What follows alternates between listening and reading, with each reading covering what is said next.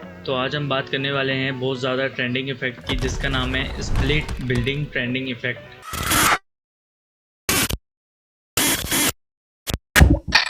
तो इस इफेक्ट को क्रिएट करने के लिए हमें शूट करना पड़ता है और हमें ध्यान रखना पड़ता है कि वीडियो ज़्यादा शेक नहीं हो रही हो और वीडियो के फ्रेम रेट 30 या 60 FPS हो, वो ज़्यादा अच्छा होता है क्योंकि उससे स्लो मोशन ज़्यादा अच्छा क्रिएट हो जाता है। तो जल्दी से वीडियो इंपोर्ट करते हैं। ये हमने आईफिल टावर की एक वीडियो ली हुई है, इसको हम एक न्यू कॉम्पोजिशन में इंपोर्ट कर लेते हैं। कॉम्पोजिशन की सेटिंग 1080x1920 और 30 FPS हमने फ्रेम रेट रखा हुआ है और 5 सेकंड की हमने ड्यूरेशन रखी हुई है क्योंकि हमें इससे ज़्यादा नीड नहीं है फिलहाल रील के लिए। तो हमें इस आईफिल टावर को यहाँ से इरेज करना है। हम इस कॉम्पोजिशन पे क्लिक करेंगे और कॉम्पोजिशन में जाएंगे, सेव फ्रेम एज पे फाइल पे क्लिक करेंगे और हम यहाँ पे इसकी सेटिंग्स में जाएंगे और हम फॉर्मेट कर देंगे JPEG सीक्वेंस और अब हम इसको अपनी डिजायर लोकेशन पे सेव कर लेंगे और इसको जल्दी से हम रेंडर कर लेंगे। अब हम जल्दी से फोटोशॉप ओपन करते हैं। हमने यहाँ पे अपना फ्रेम इंपोर्ट कर लिया फोटोशॉप में। हम लेसो टूल से इस आईफिल टावर को सिलेक्ट करेंगे और इस पूरे आईफिल टावर को हम सिलेक्ट करके और अब हम एडिट में जाएंगे, फिल में जाएंगे और कंटेंट अवेयर में जाएंगे और ओके कर देंगे। तो हमारा आईफिल टावर यहाँ से रिमूव हो जाएगा और अब हम इसको सेव कर लेंगे एज अ JPEG। तो अब हम आफ्टर इफेक्ट्स ओपन करते हैं। विदाउट आईफिल टावर वाली इमेज को हम आफ्टर इफेक्ट्स में इंपोर्ट करते थे और इसको हम हमारे फ्रेम के ऊपर ही इंपोर्ट कर देते हैं और इसको ट्रांसफॉर्म करके फिट टू कॉम कर देते हैं ताकि दोनों एग्जैक्ट सेम साइज की हो जाए। अब हम इसको हाइड कर देते हैं। अब हमें सिर्फ ये आईफिल टावर का काम है। तो सबसे पहले हम इसकी डुप्लीकेट बना लेते हैं और इसको हम नेम दे देते हैं बॉटम। अब हम इसकी जल्दी से मास्किंग कर लेते हैं इस आईफिल टावर की। मैं बहुत कम पॉइंट्स लगा रहा हूँ, ज़्यादा पॉइंट्स नहीं लगा रहा ताकि हमें आगे एडिट करने में आसानी हो। ज़्यादा पॉइंट्स लगाने से हमें ज़्यादा पॉइंट्स को एनिमेट करना पड़ता है। तो हम यहाँ पे थोड़े से ट्रीज़ को भी सिलेक्ट कर लेते हैं, इनको हम बाद में डील करेंगे। तो हमने यहाँ पे हमारे आईफिल टावर की सिलेक्शन कर ली है। अब इसको हम एक और दफ़ा डुप्लीकेट करते हैं और इसको हाइड कर लेते हैं इन दोनों को। हम इसकी लेयर्स को काउंट करते हैं, लेयर 1, लेयर 2, टॉप। अब हम लेयर 1 के सारे मास्क को एडजस्ट करेंगे। ऊपर वाले हम सारे मास्क डिलीट कर देते हैं और यहाँ पे आके सारे मास्क हम डिलीट कर देते हैं और यहाँ पे एक एक्स्ट्रा पॉइंट लगा के इसको भी हम एज दे देते हैं। अब हम यही सेम स्टेप रिपीट करेंगे।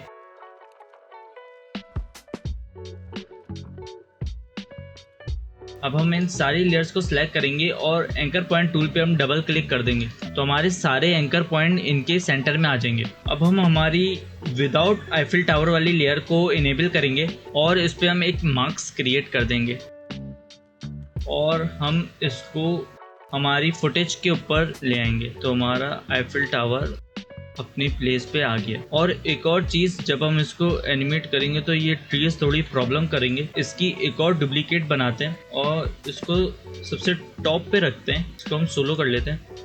अब हम इन ट्रीज को एक्सट्रैक्ट कर लेते हैं। एक्सट्रैक्ट करने के लिए हम इफेक्ट्स और प्रीसेट पैनल में जाएंगे, टाइप करेंगे एक्सट्रैक्ट और हम इस लेयर पे इंपोर्ट कर देंगे और हम इसके वाइट पॉइंट्स को कम कर देंगे और इस मास्क को हम दोबारा रीएडजस्ट कर लेंगे। तो हमारे ट्रीज आईफिल टावर के ऊपर आ चुके हैं। अब हम 1 बाय 1 हमारी इन चारों लेयर्स को एनिमेट कर लेते हैं। इनको हम सोलो कर लेते हैं। इसको हम सबसे बॉटम वाले पार्ट को हम पोजीशन देंगे और इसको इन ट्रीज के नीचे से ही लेंगे और इसी तरह हम इसको भी पोजीशन देंगे। इन सबको हम पोजीशन दे देते हैं। इन तीनों ऊपर वाले पार्ट्स को हम ग्रैब करके एज पे ले जाएंगे। इनकी टाइमिंग थोड़ी हम एडजस्ट कर लेते हैं।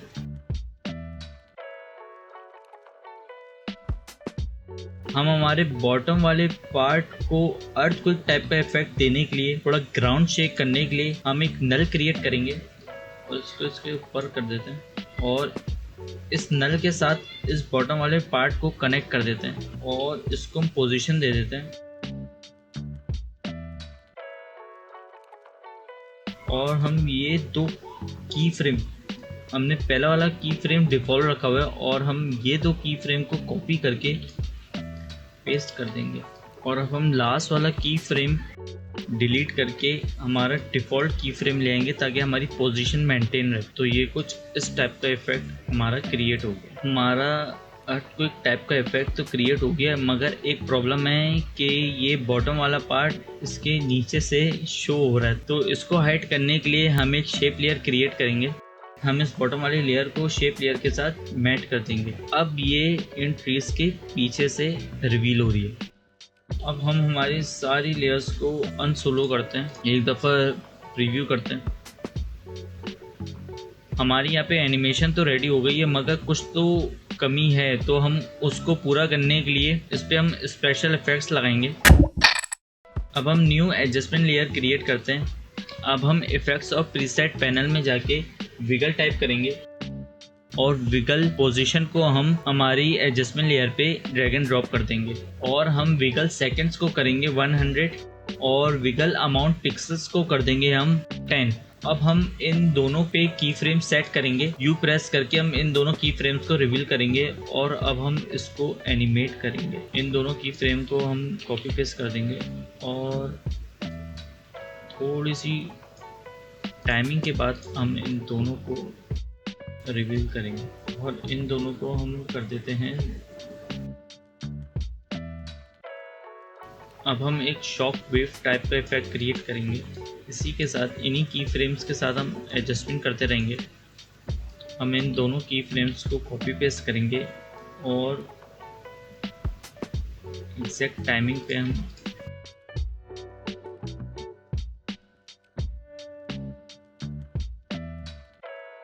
और अब हम इन दोनों की फ्रेम्स को कॉपी पेस्ट कर देंगे। तुम्हारा एक कैमरा शेक बन गया। अब हम एक और कैमरा शेक क्रिएट करते हैं। इन दोनों की फ्रेम को कॉपी पेस्ट करते हैं और एक और कैमरा शेक हम क्रिएट करते हैं। इन दोनों की फ्रेम्स को कॉपी पेस्ट करते हैं।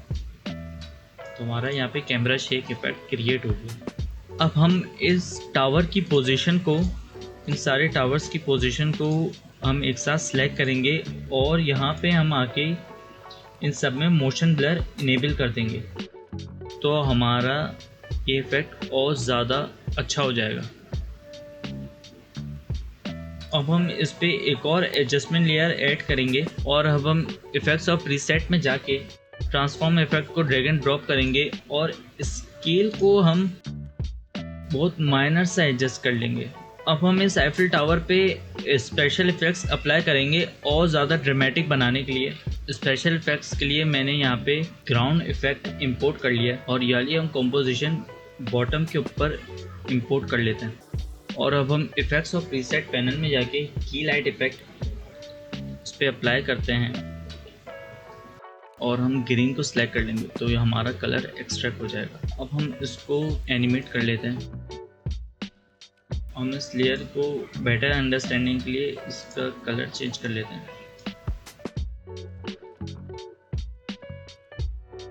इसकी एक और डुप्लीकेट बना के इसकी और एडजस्टमेंट कर लेते हैं। इसको एक और इम्पैक्ट फ्रेम देने के लिए हम इसकी टाइमिंग के साथ इसके हम एक और डुप्लीकेट करते हैं और इसको हम इसकी टाइमिंग के साथ एडजस्ट कर लेते हैं। इसका थोड़ा हम साइज इंक्रीज कर लेते हैं और इन तीनों लेयर्स को हम हमारे आईफिल टावर के ऊपर कर लेते हैं।